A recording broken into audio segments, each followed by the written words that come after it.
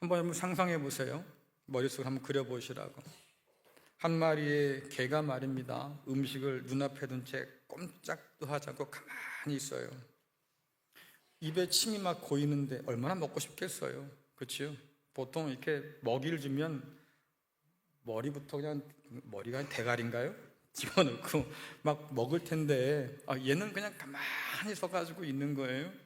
근데 너무 먹고 싶으니까 입에 침이 고이는데 고이다 못해서 흘러내린데도 불구하고 안 먹고 가만히 있어요. 왜 그럴까요? 훈련 받았는데. 그래서 주인이 뭐라 그랬을까요? 네? 그래요. 기다려. 기다려. 너무 먹고 싶으니까 주인 눈치 한번 봐요. 언제 먹어? 언제 먹는데? 그래도 달려들지 않은 이유가 뭐겠어요? 주인이 명령해서 기다리라고 했으니까 기다리는 거예요. 또 한 점 한번 생각해 보세요. 빈 방에 아이가 하나 앉아 있는데 이 아이 앞에도 똑같이 맛있는 과자 마시멜로가 하나 있어요. 근데 엄마가 이걸 주면서 아이에게 뭐라고 그러냐면 지금 먹어도 괜찮은데 15분 지나서 먹으면 하나 더 줄게 그랬대요. 그런 엄마가 방을 나갔어. 이 아이가 눈앞에 있는 마시멜로를 보고 뭐라고 그랬을까요? 먹을까 말까? 먹을까? 침이 꼴딱꼴딱 넘어가는데 잠깐만 있어봐. 15분만 참으면 하나 더 먹을 수 있는데 좀 참다 먹을까? 자, 그러면 질문 던지겠습니다. 이 두 이야기의 공통점이 뭘까요? 네? 기다린다, 인내한다. 이걸 조금 더 다르게 해석하면 그렇습니다. 개와 아이 모두 지금 자기 본성과 싸우면서 참고 견디고 있는 거예요. 먹고 싶은 마음은 굴뚝 같은데 달려들어서 먹어치우고 싶은데 어때요? 야, 주인이 기다리라고 했으니까 그 먹고 싶은 본성을 누르고 지금 참고 있는 거죠. 침이 줄줄 흐를 만큼 간절히 원하면서도 불구하고 덤벼들지 않는 것. 먹고 싶은 마음이 가득하지만 그러나 조금 더 참으면 하나 더 먹을 수 있을 텐데 어쨌든 그 마음을 누르면서 견디고 있는 것. 제가 왜 이 말씀을 드리냐면 주님께서 편지를 써보낸 7교회를 보면 그들의 상황이 이와 비슷하다라고 하는 거예요. 핍박 아래 놓인 교회는 침을 흘리면서도 주인의 명령 앞에 선 개처럼 혹은 눈앞에 마시멜로를 보면서도 꾹 참고 있는 이 아이처럼 지금 본성과 싸우면서 그리스도 예수의 명령에 복종하기 위해서 많은 것을 포기하고 있는 거죠. 다른 이유가 없어요. 예수님을 믿었다고 하는 그 이유 하나만으로 그들은 모든 안전, 모든 기회 박탈당할 수밖에 없었다라고 하는 거예요. 인정받기는커녕 오히려 배척받았어요. 쫓기고 갇히고 그래서 잡혀 죽임을 당하기도 하지요. 자, 그림 하나 보여주시겠습니까? 심리학자 메슬로우라고 하는 사람이 인간에게는 5가지의 기본적 욕구가 있다고 합니다. 근데 이게 단계별이 돼 있어서 가장 밑에는 생리적인 욕구부터 시작해서 가장 위에 있는 자아실현의 욕구까지 있다고 그래요. 그런데 아무리 자아실현의 욕구가 강하다 할지라도 생리적 욕구가 해결이 되지 않으면 자아실현의 욕구를 실현할 수가 없어요. 왜냐니까 우리가 흔히 그러지 않습니까? 야, 목구멍이 보도청이야. 지금 뭘 할 수 있겠어? 그냥 일해서 빨리 뭘 먹고 살아야지. 이러면 다른 걸 생각할 수도 없는 거예요. 그렇잖아요. 안전하게 집을 좀 살까? 차를 좀 더 큰 걸로 살까? 꿈도 못 꿔. 왜? 지금 거기에 쓸 돈이 어디 있어요? 먹고 살 것도 없는데. 그러니까 이런 기본적 생리적인 욕구가 해결되고 나면 그 다음에 누릴 수 있는 것이 뭐냐면 좀 더 안전하면 좋겠다, 안락하면 좋겠다, 안정되면 좋겠다, 이런 마음이 드는 거고, 또 그런 욕구가 충족이 되면 그 다음 뭐가 있어요? 사회적 욕구가 있지 않습니까? 결혼을 한다거나 사랑을 한다거나 관계를 맺는다거나, 이제는 내 문제가 해결됐으니까 다른 사람과 함께 이렇게 교류를 하면 좋겠다, 이런 가능성과 욕구가 생겨나는 거지요. 요즘 여러분 청년들이 그 사소한 결혼을 포기한다고 그러잖아요. 그렇죠? 한참 좋을 때 연애하고 신날 때인데 그 친구들이요, 연애를 포기해요. 왜? 갈 길이 멀다 그 말이에요. 내가 가진 것도 없고 말입니다. 이렇게 사는데 무슨 연애냐, 무슨 결혼이냐. 그래요. 이런 욕구들이 해결이 안 되는 거지. 생리적인 내 환경이 해결이 안 되니까. 어쨌든 이런 것이 올라가다 보면 이제는 마음 가운데 어떤 게 생기겠습니까? 야, 나 존경받고 싶어. 명예를 얻고 싶어. 이런 욕구들이 생기고 더 나아가서는 내가 나로 살고 싶어. 이런 자아실현의 욕구가 생기는 건데 중요한 것은 이 모든 단계들마다 욕구들이 다 해결되고 충족될 때 비로소 인간은 행복하다 말할 수 있다는 거예요. 이 중에 어느 하나라도 만약에 부족하다고 하면 그 다음 단계로 올라가지 못하니까 인생에 만족감이 없는 거죠. 자, 그런데 고난을 견뎌했던 교회, 이 교회들은 사실 이 모든 욕구들을 다 포기할 수밖에 없었다. 그래서 그들은 어찌 보면 세상 사람들이 볼 때는 불행한 사람이라고 말할 수밖에 없었다라고 하는 거예요. 프랑스의 유명한 정신의학자인데 자크 라캉이라는 분이 계십니다. 이분이 뭐라고 하냐면 인간의 욕망의 척도는 내가 아니라 타자다 이렇게 말했어요. 내가 아니라 다른 사람이 내 욕망의 척도다. 이게 무슨 말이냐면 다른 사람만큼 가졌으면 괜찮아요. 안심이다. 남들보다 좀 더 많이 가지면 행복해요. 그렇죠? 기준이 누굽니까? 내가 아니라 저 사람보다예요. 그렇죠? 근데 저 사람보다 내가 좀 덜 가졌다 이러면 인생이 불만족스럽지요. 행복하지 않은 거예요. 때로는 분노가 나기도 하고. 그래서 우리나라 사람들이 좀 화가 많은 이유 중에 하나도 뭐겠습니까? 상대적인 박탈감이 크다. 사실은 옛날에 비하면 먹고 살 만큼 사는데 남보다 갖지 못한 게 승질이 나니까 지나가면서 남의 차에 줄을 긋기도 하고 찌그러뜨리기도 하고 뭐 심지어 백밀러나 뭐 부서뜨리기도 하고 화를 표출하잖아요. 왜? 비교 대상이 남이어서 그런 거예요. 그래서 인간의 욕망의 척도는 내가 아니라 타자를 기준으로 본다 뭐 이런 거죠. 근데 핍박이 커가면 클수록 잃을 것이 많으면 많을수록 남들이 누리는 그 기회조차 누리지 못하고 박탈당할수록 사람들의 마음 가운데는 그에 대한 욕망이 점점 더 커진다라고 하는 거예요. 배가 고프니까 먹고 싶은 마음이 큰 거고 돈이 없으니까 갖고 싶은 마음이 큰 거고 남과 비교해서 좀 적다 생각하니까 더 뭔가를 갖고 싶어서 그렇게 애를 쓰는 그런 욕망들이 우리 안에 점점 더 커간다라고 하는 거죠. 초대교회도 그랬다. 핍박 속에서 다 잃어버렸으니까 그런 속에서 말입니다. 믿음을 지키면서도 한편에서는 얼마나 그런 것이 간절해지겠습니까? 야, 예수 때문에 내가 이걸 다 잃어야 할까? 그렇잖아요.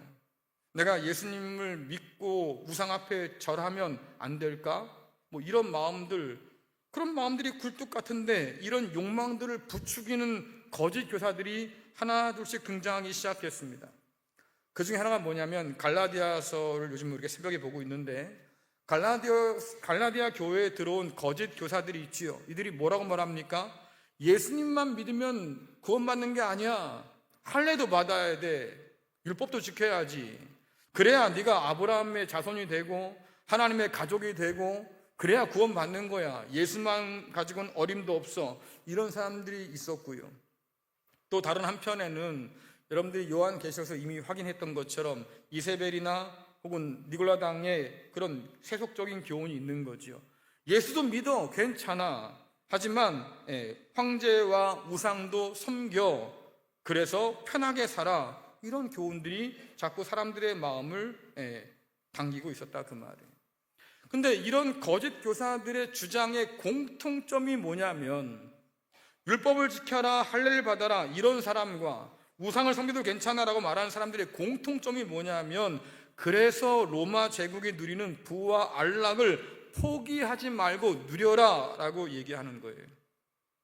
이게 어떻게 된 거냐면 여러분들 할례와 율법을 주장하는 사람들은 그리스도인들에게 뭐라고 말합니까? 유대인처럼 굴어라고 하는 거예요. 다른 사람들이 널 볼 때, 오, 당신 유대인인가 봐 라고 할 만한 증거를 가지면 좋다. 왜? 그래야 황제가 유대인에게만 허락한 특권을 누릴 수 있는데, 그것이 뭡니까? 황제 숭배에 참여하지 않아도 괜찮아. 유대인들은 그 도시의 우상 숭배에 참여하지 않아도 괜찮아. 너희들은 면제시켜 줄게. 그러니까 유대인처럼 보이면 그 면제되는 특권을 누릴 수 있는 거예요. 그러면 유대인처럼 황제 앞에 절하지 않고도, 우상 앞에 절하지 않고도 마음껏 장사하면서 로마가 가져다 주는 그런 부와 그런 것들을 누릴 수 있게 되는 거죠. 또 한편으로 우상을 섬기고 로마 황제 앞에 절해도 괜찮아. 예수를 믿고 있으면 마음이 중요한 거지 않습니까? 그러니까 황제와 우상을 숭배해도 괜찮아. 그래서 그 지역 사람들과 편하게 지내고 그들이 가지고 있는 그 상업권을 얻어서 말입니다, 장사도 하고 굳이 쫓겨다니거나 아니면 뭔가를 빼앗기거나 감옥에 갇히거나 죽임을 당하지 않고도 충분히 로마가 주는 그런 부를 누리며 살 수 있어. 이렇게 가르쳤어요. 그러다 보니까 사람들의 마음이 솔깃한 거예요. 기다려라 하는 그 명령 앞에서 군침이 돌지만 가만히 있는 그런 개처럼 말입니다. 근데 자꾸 옆에서 부추기니까, 그래, 까짓 거 한번 먹어볼까? 집어삼킬까? 이런 유혹이 자꾸 시작되는 거죠. 지난주에 살펴본 이 빌라델피아 성도들, 주님께 칭찬받았는데요, 이런 배경을 가지고 놓고 보면 그들이 주님께 칭찬받은 이유는 단순히 그들이 교회 출석을 잘했기 때문에 칭찬받은 게 아니에요. 그들이 새벽 기도를 한 번도 빠지지 않아서 주님께서 말입니다, 칭찬하신 게 아니에요. 황제와 우상을 숭배하는 그 빌라델피아 지역에서 말입니다, 이 공동체는 한없이 작고 연약했지만 그러나 핍박 중에도 예수를 향한 충성과 인내를 끝까지 지켰다고 성경은 말합니다. 거짓된 교사들의 그런 거짓말이 많았지만 그러나 그것에 마음 뺏기지 않고 진리의 말씀을 붙들고 끝까지 그들의 믿음을 지켰다고 얘기해요. 다시 말씀드리면 상황 따라 색깔이 변하는 카멜레온처럼 말입니다. 네, 상황 따라 우리의 믿음이 오락가락하는 것이 아니라 어떤 상황에서도 변함없는 믿음을 가지고 주님을 바라보며 살았다. 이 태도를 성경은 충성이라 말하고, 그 변함없는 충성을 오랫동안 끝까지 견지하는 힘을 인내라고 얘기하는 거예요. 그래서 이 빌라델피아 교회는 주님께 충성함으로 또 인내함으로 그 믿음을 지키는 사람, 그러니까 주님께서 그들의 태도를 보시고 기뻐하시고 칭찬하셨다고 말씀하는 거지요.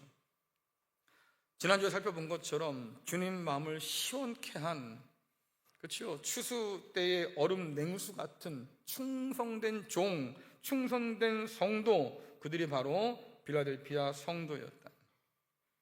근데 여러분 한번 생각해 보세요. 그럴 가치가 있을까요? 그럴 가치가 있어요. 모든 걸 다 잃어버려도, 쫓기고 빼앗기고 감옥에 갇히고, 그래도 주님께만 충성을 다하고 주님 앞에 인내로 견딜 이유가 있을까, 우리한테? 제가 요한계시록을 시작하면서 여러분께 가끔 묻던 질문이 있지요. 여러분에게 우리 하나님은, 우리 주님은, 우리가 가진 진리는 얼마나 무거울까? 얼마나 의미가 있는가? 얼마나 내게 소중한가? 많은 사람들이 그렇게 진리를 붙들다가 죽임을 당했는데 내 목숨을 걸 만큼 그 말씀은 내게 소중할까? 오늘날 이 말씀이 우리에게 던져주는 질문들이 그런 거잖아요. 근데 이처럼 끝까지 충성과 인내를 보인 성도들에게 오늘 말씀 보니까 주님께서 뭔가를 약속해 주시는데 세 가지를 살펴볼 겁니다. 첫 번째는 주님께서 그들을 사랑하시고 그들을 인정하신다고 그래요. 자, 7절부터 9절까지 같이 읽겠습니다. 시작. 거룩하고 진실하사 다윗의 열쇠를 가지신 이 곧 열면 닫을 사람이 없고 닫으면 열 사람이 없는 그가 이르시되 볼지어다 내가 내 앞에 열린 문을 두었으되 능히 닫을 사람이 없으리라. 내가 내 행위를 아노니 내가 작은 능력을 가지고서도 내 말을 지키며 내 이름을 배반하지 아니하였도다. 보라, 사탄의 회당 곧 자칭 유대인이라 하나 그렇지 아니하고 거짓말하는 자들 중에서 며칠 내게 주어 그들로 와서 내 발 앞에 절하게 하고 내가 너를 사랑하는 줄 알게 하리라. 아멘. 오늘 주님께서 9절에서 사탄의 회당이라고 유대인의 회당을 책망하십니다. 왜? 그들이 교회를 팔아먹고 교회를 핍박하는데 앞장선 사람들이거든요. 유대인들은 예수님을 따르겠다고 했던 사람들 가운데서 점점 더 유대인들이 많아지는 것을 봤어요. 같이 회당에 소속되어서 신앙생활 하던 사람인데 어느 날 그들이 예수 믿는 사람 편에 서 있다 그 말이죠. 니들 왜 그래? 라고 하니까 나 이제부터 예수님 믿기로 했어. 그러니 그렇게 유대인들이 자꾸 빠져나가요. 그게 보기 싫은 거지. 그뿐 아니라 그리스도인들이 유대인과 똑같은 특권을 누린다고 하는 것도 못마땅한 거예요. 니들이 뭔데 왜 황제한테 받은 그 특권을 나누어 가시려고 그러는 거야. 나는 그거 싫은데. 뿐만 아니라 오해받는 것도 싫어. 어떤 오해 받습니까? 야, 니들 혹시 한패거리 아니냐? 내가 보니까 그리스도인이나 유대인이나 거기서 거기 같은데 니들 혹시 한패 아니야? 이러다 보면 그리스도인들이 황제 숭배를 거부하는 사람들이니까 혹은 우상 숭배를 거부하는 사람들이니까 야, 저들과 똑같이 한통속이라는 오해를 받으면 그나마 가지고 있던 이 황제의 특권도 우리가 잃어버릴 수 있겠구나. 그러니 여차저차해서 도무지 저 그리스도인들과 하나가 될 수 없으니 그래서 한 게 뭡니까? 출교시켰어요. 너네 회당 오지 마. 회당 문을 닫아 걸어버렸어요. 그리고 어떡합니까? 당국에 밀고 합니다. 저기요, 제가 보니까 제가 그리스도인이에요. 잡아가세요. 그래서 많은 사람들이 그렇게 핍박을 받았다 하는 거지요. 여러분들, 회당에 출입을 금했다고 한 얘기는 뭐냐면 너는 이방인이니까 들어올 수 없어 라고 한 얘기인데, 이걸 다른 말로 해석하자고 하면 너는 하나님의 백성이 아니야, 혹은 아브라함의 자손이 아니야, 하나님의 가족이 아니야, 너에게는 하나님의 나라가 허락되지 않았어 라고 말하는 것과 똑같아요. 그것을 출교라고 합니다. 오늘날 교회가 하도 이상해서 말입니다. 성도가 잘못하고 회개하지 않아서 출교시키면 뭐라고 하는 줄 아십니까? 아니, 교회가 여기뿐이냐, 딴 데 가면 되지, 이러고 있어요. 회개를 몰라. 그렇잖아요. 그러니 교회를 딴 데로 옮겨가면 그만이지, 뭐 이러면 끝. 아니요, 하나님께서는 그렇게 말씀하신 적이 없어요. 회개하고 돌아오라 말씀하시지. 그런데도 불구하고 교만한 거예요. 회개하지 않는 거지요. 그것을 그냥 교회를 옮기는 것을 끝낸다? 여러분들, 하나님 뜻을 한참 잘못 오해하고 있는 거예요. 어쨌든 그렇게 밖으로 내쫓고 문을 닫아 건다. 그 얘기는 뭡니까? 내가 너를 거절할 거야, 절교할 거야, 더 이상 너를 상대하지 않을 거야, 너와 나의 관계 이제 끝났어 라고 하는 거잖아요.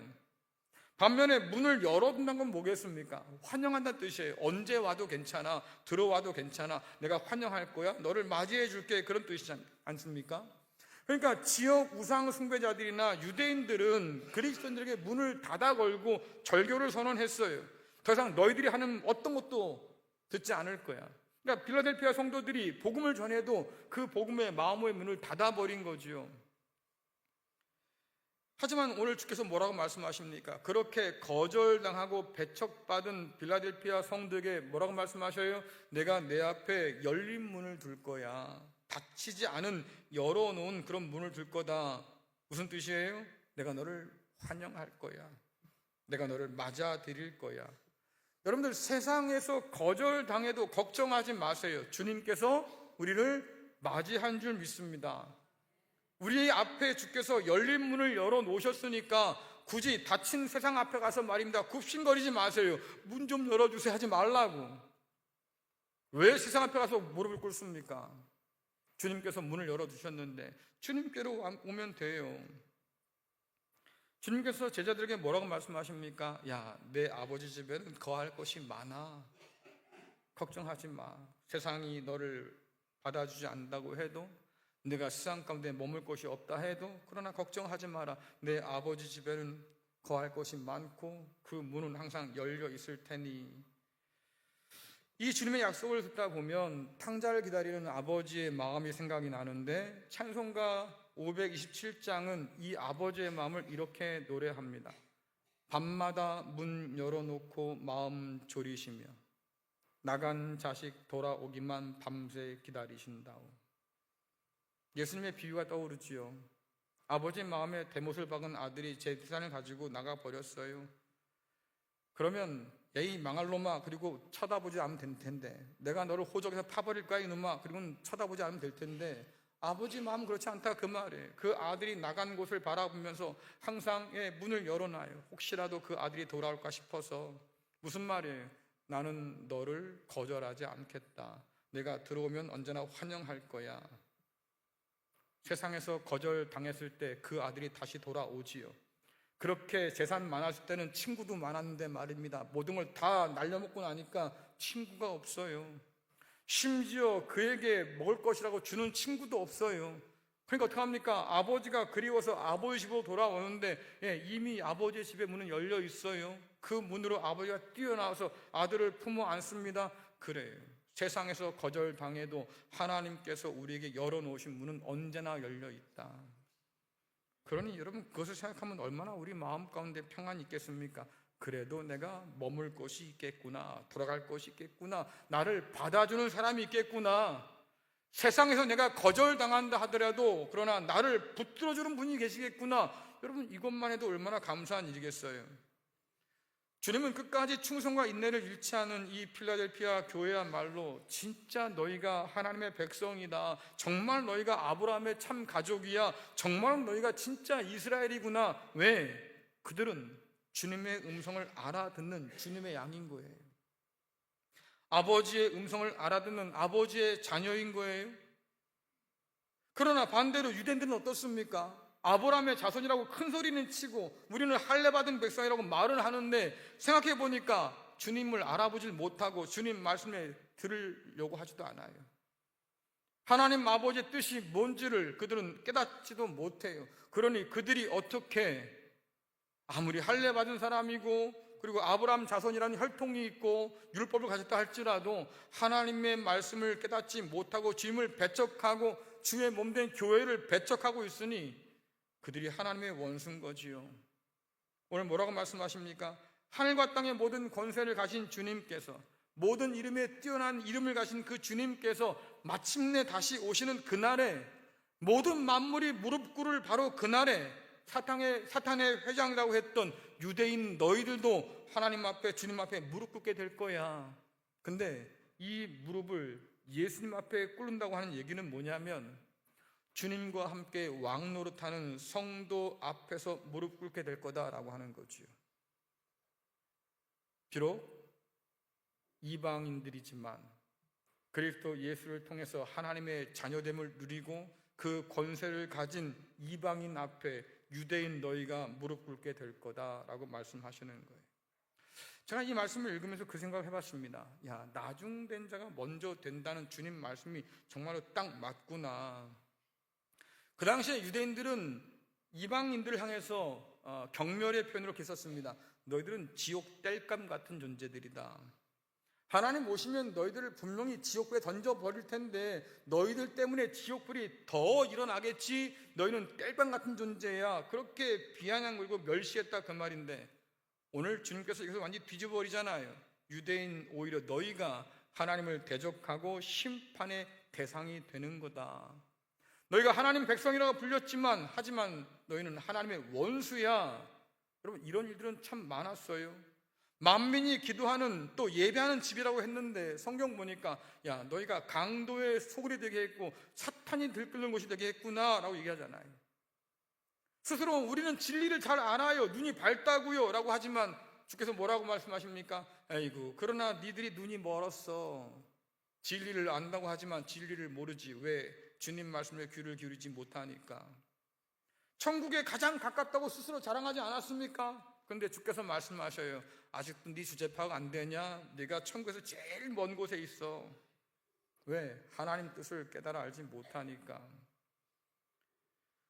주님을 안다는 사람들이 교회 안에도 있었습니다. 주님, 우리가 주님의 이름으로 설교도 했고요, 복음도 가르쳤고요, 증거도 했고요, 병든 자도 일으키고요, 별거 다 했습니다, 주님. 근데 주께서 뭐라고 그래요? 야, 근데 난 도무지 너를 모르겠다. 어떻게 이런 나를 모를 수 있습니까? 근데 주님은 분명히 말씀하셔요. 모른데도 반전이지요. 처음 된 자가 나중되고 나중된 자가 먼저 된 반전이 일어났다. 두려운 것은 뭐냐면 오늘날 교회도 이럴 수 있다는 거예요. 오늘날 교회도 이럴 수 있겠다. 말씀드렸지요. 주일 예배 잘 나와서 칭찬받은 게 아니라고, 새벽기도 한 번도 빠지지 않아서 상 받은 게 아니라고. 뭐 교회는 그것을 높이 살 수 있지만, 그러나 주님께서 달아보시고 재보실 때는 전혀 다른 판단이 나올 수 있겠다 싶은데, 오늘 우리는 어떤 사람으로 살고 있을까? 주님께서 우리를 바라보실 때 정말로 기뻐하실까? 우리는 주님 마음에 합한 사람을 오늘 살아가고 있을까? 끝까지 충성을 다하며 인내하며 살까? 주님은 그런 자에게 말씀하십니다. 내가 너를 사랑하고 내가 너를 인정한다, 내가 너를 환영해 줄 거야 말씀하셔요. 두 번째는 주님께서 보호하신다고 말씀하시죠. 10절과 11절 말씀 같이 읽겠습니다. 시작. 내가 나의 인내의 말씀을 지켰은즉 내가 또한 너를 지켜 시험의 때를 면하게 하리니 이는 장차 온 세상에 임하여 땅에 거하는 자들을 시험할 때라. 내가 속히 오리니 내가 가진 것을 굳게 잡아 아무도 내 면류관을 빼앗지 못하게 하라. 아멘. 오늘 말씀에 주님께서는 시험 가운데 인내하는 성도들을 끝까지 지킨다라고 말씀하셔요. 너희가 인내함으로 말씀을 지켰으니까 나도 너희를 지켜줄 거야 라고 하는데, 그때 뭐라고 합니까? 시험의 때를 면하게 할 거야. 사실 이 표현이 조금 오해를 가져올 만해요. 일단 시험의 때라고 하는 것은 이어있는 말씀 가운데 의하면 장차 온 세상에 임하여 땅에 거하는 자들을 시험할 때, 그때 너에게 시험의 때를 면하게 해줄 거야 라고 얘기하는 거예요. 이 말씀은 종말 전에 있다고 하는 대환란을 의미하는 게 아닙니다. 여러분들, 환란의 시대가 종말의 시대 맞지요? 근데 한 가지 여쭤볼게요. 종말은 언제입니까? 종말은 언제예요? 네? 네. 여기서 저는 아는데요 그러면 딴 데 가셔야 돼요. 큰일 날 사람이에요, 그 사람은. 천사도 모르고 주님도 모른다는데 본인이 안다 그러면 이상한 거지. 그렇잖아요. 종말은 언젠지 모르는데 분명한 건 있습니다. 성경이 가르치는 종말이 뭐냐? 여러분, 시한부 종말론자들은 특정한 날을 기억한다고 그러잖아요. 그날에 올 거야.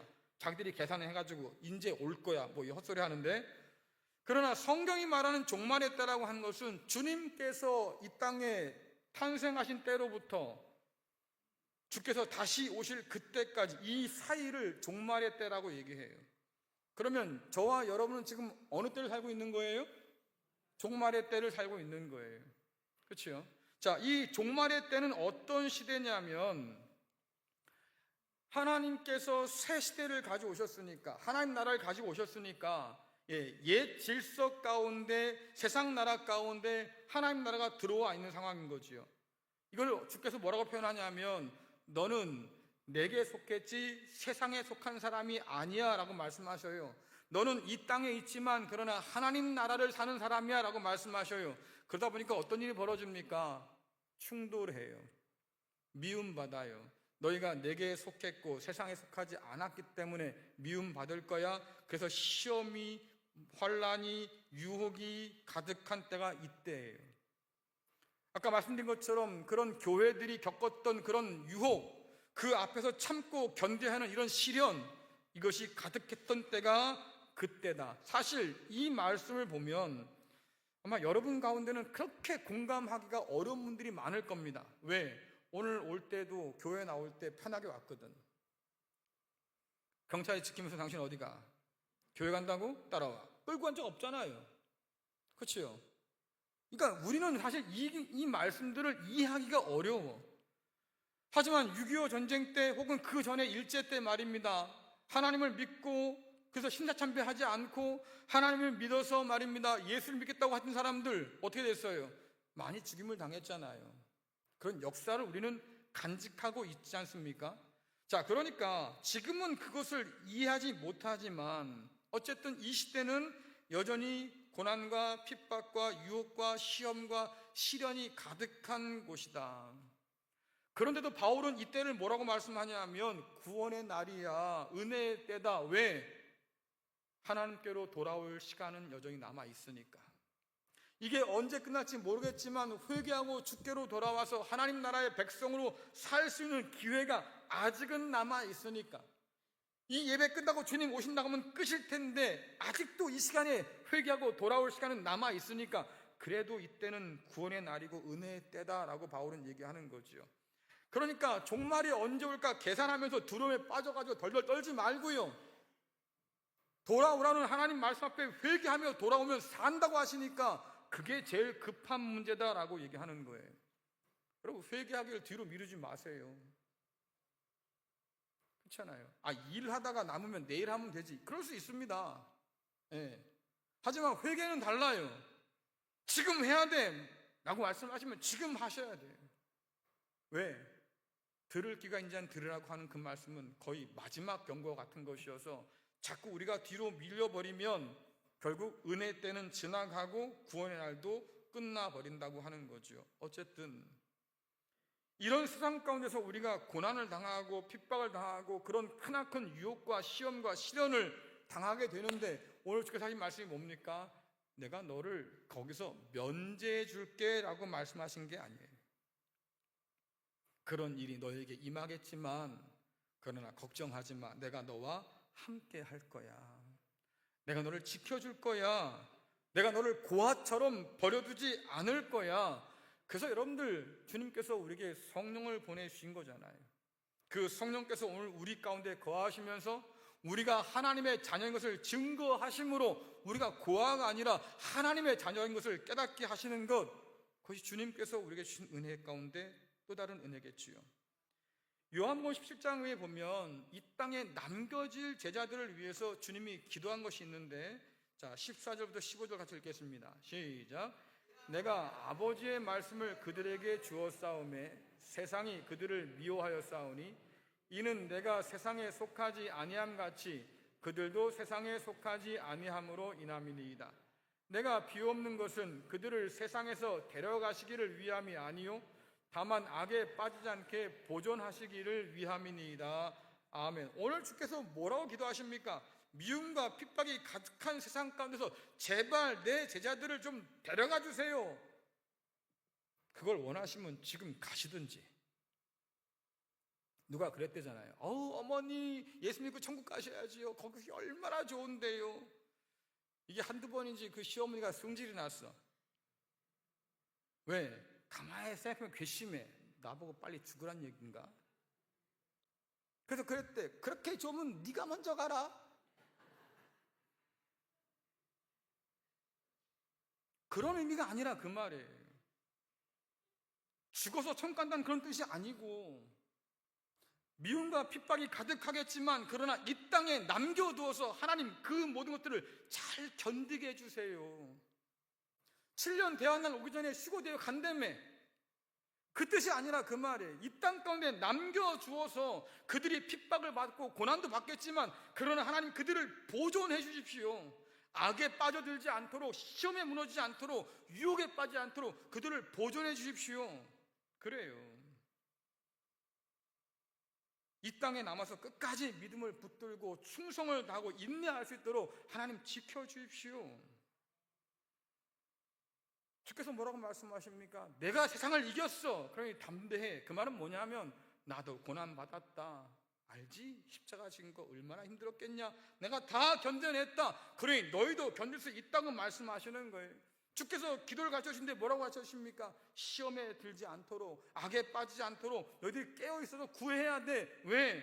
그렇게 제자들이 시험과 유혹에 빠질 위험이 크니까.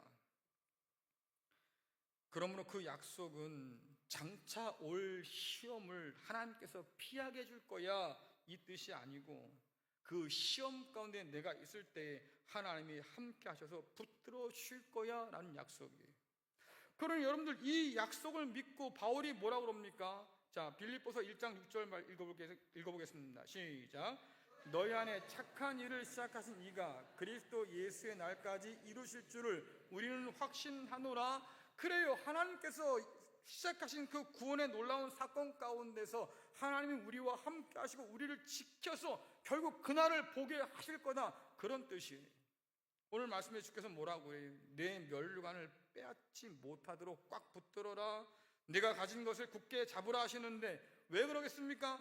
파도가 계속 밀려오든 말입니다. 시험이 계속 이어질 거예요. 그러니 굳게 잡아야 흔들리지 않지요. 휩쓸려 떠내려가지 않으려면 뭔가 굳게 잡아야지요. 근데 뭘 굳게 잡으라고 하느냐? 내가 이미 가지고 있는 것 뭐겠어요? 주님께서 우리에게 허락하신 복음 안에서 발견되는 소망, 확신, 자랑, 그것을 끝까지 붙잡으라고 성경은 말해요. 요한계시록 2장 13절에 보니까 버가모 교회가 나오는데 순교자가 등장하지요. 안디바. 이 안디바가 어떤 사람이냐고 하니까 주님의 이름을 굳게 잡아서 믿음을 저버리지 않은 충성된 증인. 그래요. 그가 붙든 게 뭡니까? 주님의 이름을 굳게 잡았다.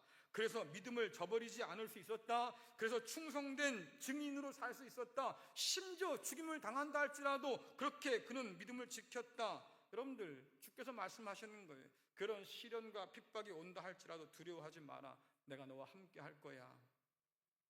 주님께서 우리를 붙들어 주시면 안전해요. 젖된 아이가 엄마 품에 안긴 것처럼 주께서 우리를 이렇게 안아주시면 우리는 안심할 수 있지요.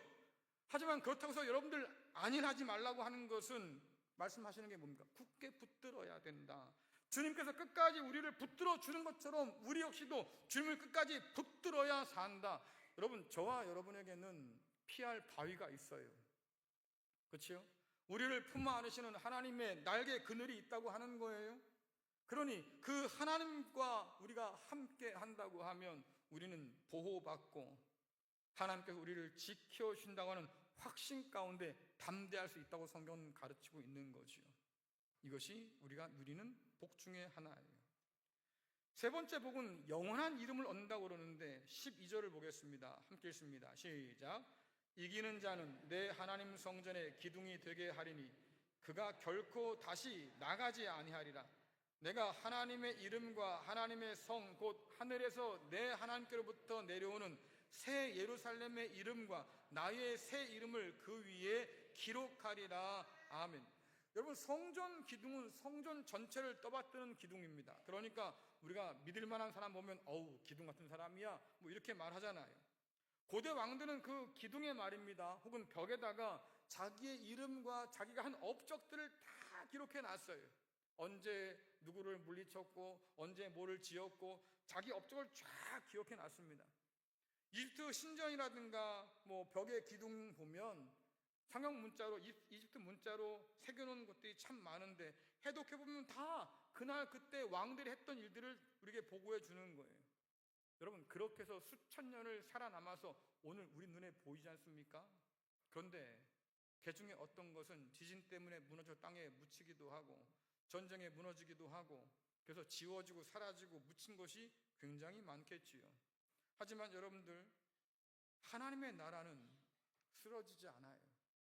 하나님 나라는 무너지지 않습니다. 그 무엇도 그 나라를 흔들 수가 없다. 사대와 빌라델피아 지역이 큰 지진으로 말미암아서 완전히 무너졌지만 그러나 하나님의 나라를 흔들 것은 아무것도 없다. 그런데 그 든든한 나라의 기둥이 된다고 하는 것은 하나님께서 그들을 영원히 기억하시고 그들에게 영원한 생명을 누리게 하셔서 다시는 나가는 일이 없게 하겠다. 내가 너를 품어 안았으니까 내가 꼭 지켜서 내 백성 삼아 줄 거야 라고 하는 거예요. 기둥에 거룩한 하나님의 이름과 새 예루살렘의 이름과 주님의 새 이름이 기록되었다, 새겼다고 한 얘기는 뭐냐면 우리에게 하나님의 이름이 새겨져 있어서 우리가 주님 거라고 또 주님께서 영원히 기억하시는 자라고 하는 것을 우리에게 보여주는 거지요. 세상은 지나가겠지만 그러나 하나님 안에서 우리는 영원하다라는 것을 보여주는 거예요. 그렇다고 한번 생각해 보십시오. 끝까지 인내하면서 충성한 자들에게 약속된 이 놀라운 복을 한번 생각해 보면, 자, 여러분, 이만하면 주님 오실 때까지 버틸만 하지 않겠어요? 그럴 가치가 충분하지 않겠습니까? 나를 사랑하시고 나를 지켜주시고 나를 인정하시고 나를 받아 안으셔서 영원히 나를 붙들어 주신다고 하는데, 여러분들 지나갈 세상과 함께 망할 거예요? 아니면 영원한 하나님과 함께 오래오래 영원히 살 거예요? 결국 판단할 시간이 지금이라고 하는 얘기죠. 성경 보니까 주님께서 가깝다고 그래요. 그리고 그 주님께서 오실 날이 되면 누군가에게는 구원의 놀라운 은총이 주어지겠지만, 여전히 악한 자 편에 서 있는 자들은 결국 망한다라고 했으니까 그날은 두려운 날이 되기도 하겠다라고 하는데, 우린 도대체 어떤 날을 맞이하게 될까? 그러니 여러분들, 오늘 주님 편에 서기를 택할 수 있기를 간절히 축원합니다. 주님께 충성과 인내를 다 드릴 수 있기를 간절히 축원합니다. 오늘도 교회 가운데, 성도 가운데 하나님은 그런 사람을